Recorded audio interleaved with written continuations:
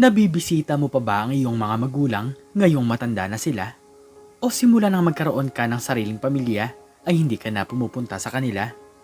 Pero kahit na ganun, ay may mga anak naman na kahit nasa malayong lugar ay nagbibigay ng suporta sa kanyang mga magulang. Kaya mga kahuanatels, ay tungayan niyo po ang istoryang ito na tiyak ay kapupulutan niyo po ng aral. Malungkot ang mag-asawang Susan at Felipe dahil ikinasal na ang kanilang panganay na anak. Mapapahiwalay na ito sa kanilang bahay matapos ang mahabang panahon. Susan, huwag ka nang umiyak. Ganyan talaga ang buhay. Dumarating talaga sa isang magulang na iiwan sila ng kanilang mga anak kapag nagkaroon na sila ng mga asawa, sabi ni Mang Felipe. Pero hindi pa rin tumigil sa pag-iyak ang babae at patuloy itong nangungulila sa kanyang anak. Alam ko naman, pero hindi ko lang talaga maiwasang malungkot. Lalo na't nasanay ako na palagi natin siyang kasama. Sagot ni Aling Susan habang ito ay umiiyak. Huwag ka nang malungkot dahil nandito pa naman si Marina at Patricia. Ang sabi naman ng dalawa nating anak ay wala pa sa kanilang isipan ang pagkakaroon ng asawa. Paliwanag ni Felipe. Si Marina ay ang bunsong anak ng dalawa at nag-aaral pa lamang ito sa high school. Si Patricia naman ay nasa kolehiyo na at may nobyo na ang dalaga. Lumipas ang mga buwan ay nasanay na rin si Aling Susan na hindi na palaging nakikita ang kanyang panganay na anak na si Josie. Masaya ang matandang babae nang malaman nito na naging maganda naman ang buhay ng kanyang anak. Mabuti na lamang at mabuting tao ang napangasawa ni Josie. Higit sa lahat ay meron itong magandang trabaho, sabi ni Aling Susan sa kanyang asawa. Ang sabi ko naman sa iyo ay magtiwala ka lang. Matanda na ang ating anak at kaya na nila ang kanilang mga sarili. Huwag mo na silang palaging isipin dahil napalaki naman natin sila ng maayos, sagot ni Felipe. Hanggang ngayon ay nagpapatuloy sa pagtatrabaho ang dalawa. Kailangan pa rin kasi nilang kumita ng pera upang maipagpatuloy ng kanilang dalawa pang anak ang kanilang mga pag-aaral. Hindi naman sila nagkakaroon ng problema sa pera dahil maganda naman ang trabaho nilang mag-asawa. Isang araw ay sabay-sabay na kumain ng hapunan ang isang pamilya. Gulat na gulat naman sila nang biglang aminin ni Patricia ang isang bagay. Bigla na lamang itong umiyak sa kanilang harapan na para bang takot na takot at may gustong sabihing problema. Nay, Tay, patawarin niyo po ako. Pero ipinapangako ko po na magtatapos naman po ako sa aking pag-aaral. Umiiyak na sabi ni Patricia. Nagtataka naman ang mag-asawa dahil bakit ito sinabi ng kanilang anak. Pati na rin ang bunsong anak na si Marina ay naguguluhan sa sinabi ng kanyang kapatid. Ate, bakit naman bigla kang nagsasalita ng ganyan? May gusto ka bang sabihin kay nanay at tatay? Tanong ni Marina. Oo nga anak, tama ang kapatid mo. Mayroon ka bang gustong sabihin sa amin? Tanong ni Aling Susan. Kasi po, Nay, nagdadalang tao po ako at nabuntis po ako ng aking nobyo. Wala naman pong problema dahil handa niya raw po akong panagutan ang aking dinadala. Pag-amin ni Patricia. Nang dahil doon ay napabuntong hininga ang mag-asawa, kailangan nilang maipakasal agad ang kanilang anak sa lalaking nakabuntis dito. Wala na tayong magagawa kundi ang tanggapin ang bagay na to. Patricia, huwag kang matakot. Handa ka naming suportahan ng nanay mo, sabi ni Mang Felipe. Pero si Aling Susan ay muling nakaramdam ng kalungkutan. Alam niya kasing mapapahiwalay na naman sa kanila ang isa sa kanilang anak. Patricia, gusto ko lang sabihin sa iyo na hindi biro ang magkaroon ng isang anak. Kailangan mong magsikap sa iyong buhay at pilitin mong makapagtapos sa iyong pag-aaral. Hindi naman ako galit nang dahil sa aking nalaman, paliwanag ng babae. Ilang araw lamang ang lumipas ay nakausap na ni Susan at Felipe ang mga magulang ng lalaki. Handa rin naman ang mga ito na ikasal ang kanilang mga anak upang masigurado na walang magiging problema ang kanilang pamilya. Tita, pasensya na po kayo kung nabuntis ko po ng maaga si Patricia. Pero gusto ko lang pong sabihin na mahal ko po ang inyong anak at humihingi po ako sa inyo ng tiwala, paliwanag ng lalaki. Mabuti naman kung ganon. Alagaan mo si Patricia tulad ng ginawa naming pag-aalaga sa kanya. Ang hiling ko lang naman ay ang palagi kayong maging masaya at ang alagaan niyo ng mabuti ang inyong magiging anak, sagot ni Aling Susan. Lumipas sa mga buwan ay handa na ang lahat para sa kasal ni Patricia. Sa ngayon ay muling naramdaman ni Aling Susan ang bigat ng kanyang puso. Hinihimas ni Mang Felipe ang likuran ng kanyang asawa upang tumigil na ito sa kanyang pag-iyak. Susan, huwag ka nang umiyak. Hindi mo ba naalala ang sinabi ko sa'yo? Darating talaga ang araw na mag-aasawa sila at sa ibang bahay natitira. Paliwanag ni Felipe. Hindi mo naman ako masisisi dahil ako ang kanilang nanay. Ako ang nagbuntis sa kanila at nag-alaga simula bata. Hindi ko lang talaga lubos maisip na sobrang bilis ng panahon at ngayon ay sila naman ang magkakaroon ng sariling pamilya. Umiiyak na sagot ni Susan. Pagkatapos ng lahat ay napagdesisyon na ng bagong mag-asawa na manirahan sa malayong lugar. Mayaman din naman ang naging asawa ni Patricia kaya wala silang dapat na ipag-alala dito. Kaya ngayon ay tanging ang kanilang bunsong anak na si Marina na lang ang kasama nila sa kanilang bahay. Ang dating masayang bahay ay naging malungkot dahil 3 na lang silang magkakasama. Sa unang araw na mawala si Patricia sa tabi ni Aling Susan ay hindi talaga makakain ng maayos ang babae. Nay, kumain na po kayo. Baka po malipasan po kayo ng gutom. Nag-aalalang sabi ni Marina. Sige na anak, kumain na kayo ng tatay mo. Busog pa naman ako, sagot ni Susan. Pero kagabi ka pang hindi kumakain. Baka naman magkasakit ka niyan. Sige na Susan, kumain ka na kahit kalahati lang, sabi ni Felipe. Pero hindi pa rin talaga mawala ang kalungkutan sa puso ng babae. 2 anak na niya ang nagkaroon ng sariling pamilya at iniisip nito na isang araw ay si Marina naman ang magpapaalam sa kanila. Hindi na lamang kinausap ng mag-ama ang kanilang ilaw ng tahanan. Alam nila na kakain din ito kung sakaling magutom ito ng sobra. Napapakamot na lamang si Felipe nang dahil sa ganitong pag-uugali ng kanyang asawa. Ang nanay mo talaga. Masyadong iniisip ang iyong mga kapatid dahil nagkaroon na sila ng sariling pamilya. Ikaw, may bala ka bang magkaroon na ng asawa? Seryosong tanong ni Felipe. Nang dahil sa tanong ng kanyang tatay ay natatawa na lamang siya. Wala pa kasi talaga sa isip ni Marina ang magkaroon ng lalaki na makakasama sa kanyang buhay. Tay, nagbibiro po ba kayo? Wala pa nga po ako nobyo pero pag-aasawa na po agad ang nasa isip nyo. Sa totoo lang po ay gusto ko po munang makapagtapos sa aking pag-aaral dahil gusto ko po munang matupad ang aking mga pangarap. Natatawang sagot ni Marina. Simula rin sa araw na yon ay minsan na lang kung bumisita si Josie at Patricia sa kanilang bahay. Natutunan na ulit tanggapin ni Susan sa kanyang sarili na ganito talaga ang buhay ng mga magulang. Felipe, tama ka. Kailangan kong tanggapin na hindi ko na palaging makakasama ang aking mga anak. Mayroon na silang sariling pamilya at inaalagaan nila ang ating mga apo, sabi ni Susan sa kanyang asawa. Nang dahil doon ay napangiti ang lalaki nang marinig ang sinabi ng babae. Ganyan nga Susan, palagi kang maging positibo. Wala namang mangyayari kung palagi mo silang iisipin.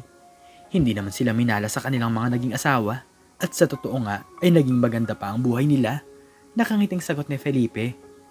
Lumipas ang mga taon ay nakatapos na si Marina sa kanyang pag-aaral.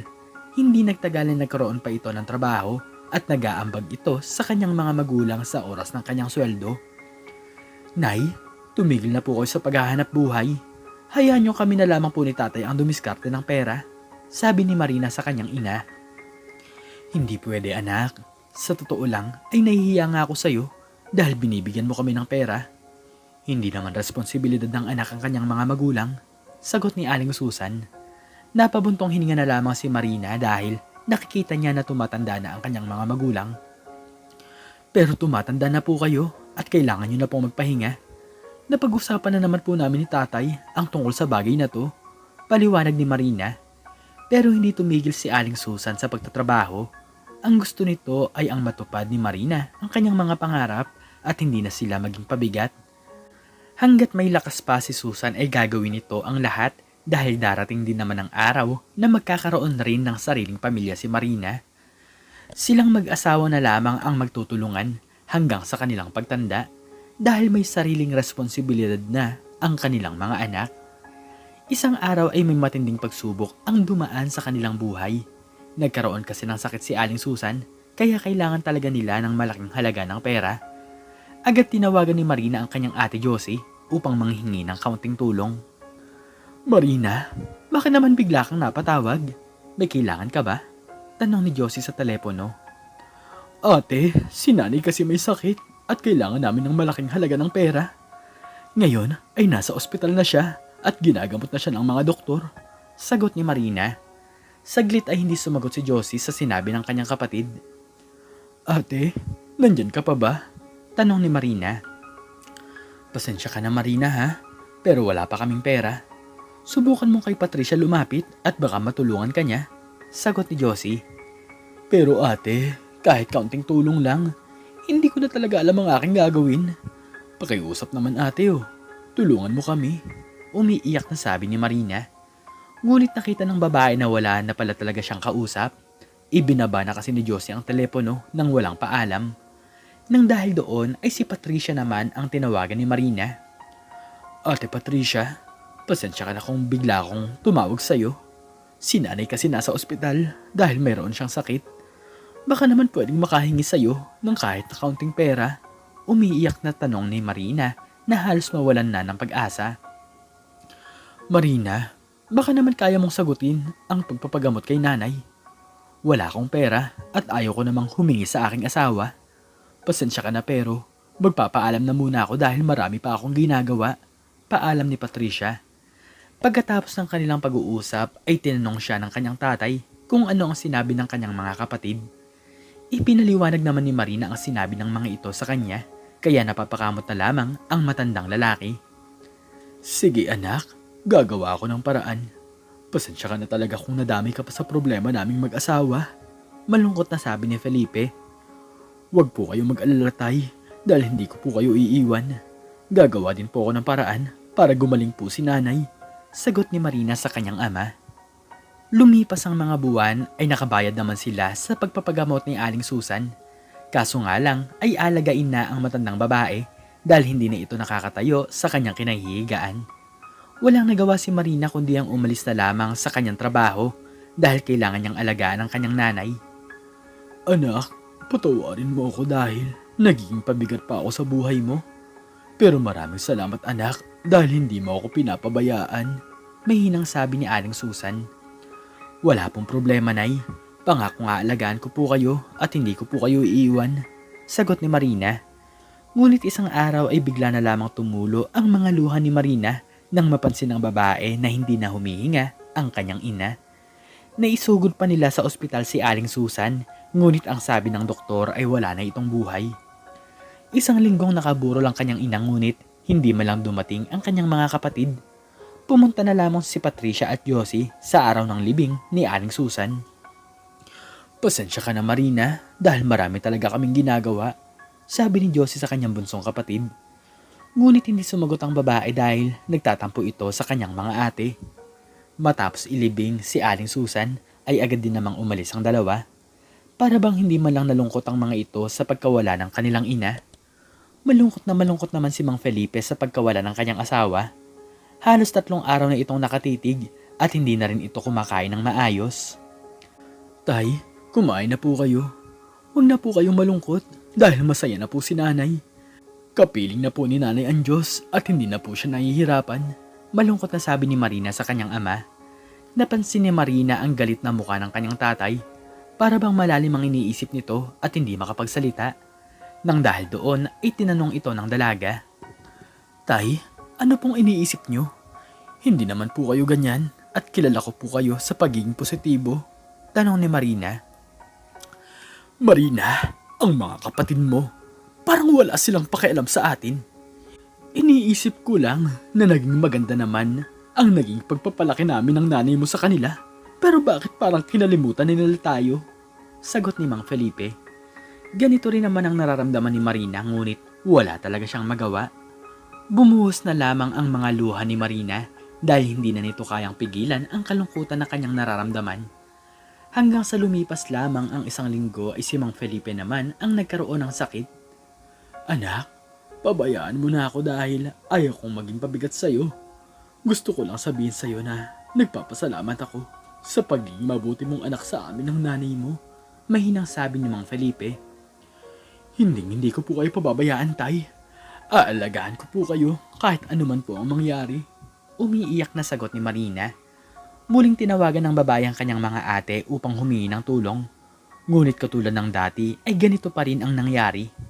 Wala na talagang pera si Marina dahil wala na rin naman siyang trabaho. Nanghihingi na lamang siya ng tulong sa kanilang mga kapitbahay upang maibili niya ng gamot ang kanyang tatay. May mga tao naman na nagbibigay ng tulong sa kanya at kapag nakabili na siya ng gamot ay agad siyang umuwi sa kanilang bahay. Tay, nandito na po ako at nakabili na po ako ng pagkain at gamot, sabi ni Marina sa kanyang ama. Ngunit hindi nito inaasahan ang kanyang nakita dahil pati na rin si Mang Felipe ay iniwanan na rin sila. Napaluhod na lamang si Marina sa kanyang kinatatayuan at niyakap ang kanyang tatay na hindi humihinga. Agad niya itong ibinalita sa kanyang mga kapatid at nang dahil doon ay umuwi si Josie at Patricia. Tanging si Marina lamang ang nakapag-alaga sa kanilang mga magulang at siya lang ang tanging nagpakahirap na gumawa ng paraan. Talagang dismayado ang babae sa kanyang mga kapatid dahil para bang wala itong pakialam sa mga nangyari sa kanila.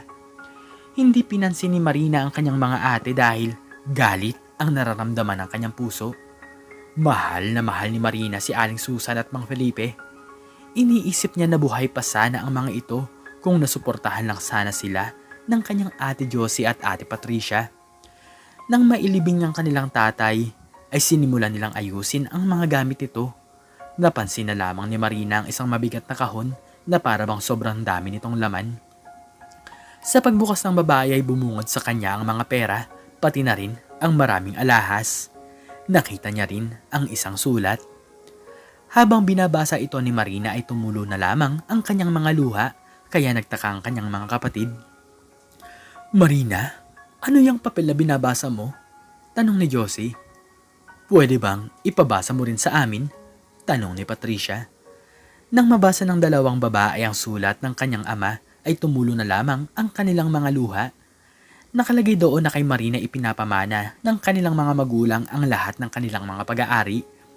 Nakasulat din sa papel na ipinangako nilang dalawa na hindi nila gagalawin ng pera at alahas para maging maganda ang buhay ni Marina.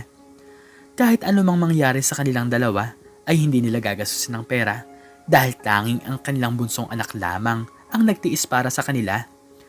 May sulat din si Aling Susan at Mang Felipe sa kanyang mga ate. Josie, Patricia, kahit kailan ay hindi namin kayo pinabayaan. Pero bakit nyo kami kinalimutan? Ito ang nakasulat sa papel. Talagang napaluhod na lamang ang dalawang babae nang dahil sa sobrang pagsisi. Ramdam na ramdam nila ang pagkalismaya ng kanilang mga magulang kahit wala na ang mga ito. Nang dahil doon ay agad pumunta ang magkakapatid sa puntod ng kanilang nanay at tatay upang humingi ng kapatawaran. Patawarin niyo po kami sa aming nagawa. Umiiyak na sabi ni Josie. Nay, tay, hindi ko po malaman ang aking sasabihin. Pero alam po namin na nagkamali po kami. Patawarin niyo po kami sa aming nagawa. Dagdag ni Patricia. Simula noon ay kay Marina napunta ang lahat ng yaman. Hindi naman naghabol ang kanyang dalawang ate dahil alam naman nila sa kanilang mga sarili na malaki ang kanilang pagkukulang sa kanilang mga magulang.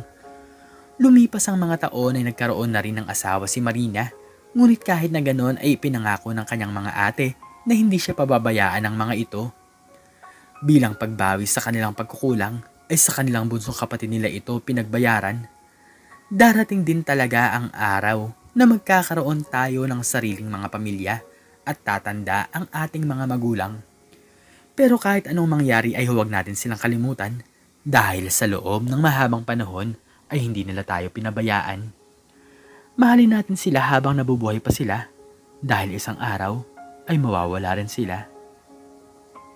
Ikaw, Kahuana Tels, ano ang natutunan mo sa istoryang ito? Makiki-comment naman sa baba kung ano man ang iyong natutunan. At hanggang dito na lamang po nagtatapos ang aking istorya at sana po ay nabigyan po kayo nito ng isang magandang aral. Please like, share, and subscribe and click the notification bell para lagi po kayong updated sa mga bago ko pong istorya. Muli ay maraming salamat po at God bless us all.